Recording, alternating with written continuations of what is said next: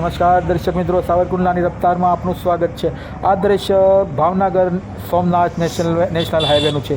₹2364 કરોડ રૂપિયાના ખર્ચે બનેલ આ નેશનલ હાઈવેની હાલત આપ જોઈ શકો છો। આ દ્રશ્ય ભાદોડ ગામ નજીકનું છે। તેમાં સ્પષ્ટપણે જોઈ શકાય છે કે રોડમાં તિરાડો પડી ગઈ છે અને ભાજપના રાજમાં નૈતિકતાની અને પ્રમાણિકતાની વાતો કરતી ભાજપની આ સરકારમાં ભ્રષ્ટાચાર કેટલી હદે ફાલી ફૂલી રહ્યો છે તેનું આ દ્રશ્ય છે।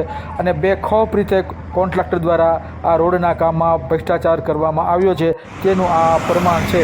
ત્યારે જોવું રહ્યું કે ભાજપની સરકારમાં આ ભ્રષ્ટાચારી કોન્ટ્રાક્ટર સામે કોઈ યોગ્ય કાર્યવાહી થાય છે કે કેમ, કે પછી વંદે માતરમ ભારત માતા કી જયના સૂત્રો જ ચાલે છે તે હવે જોવું રહ્યું। Bureau report, સાવરકુંડલાની રફતાર, Iqbal Sorathiya, Mahuva.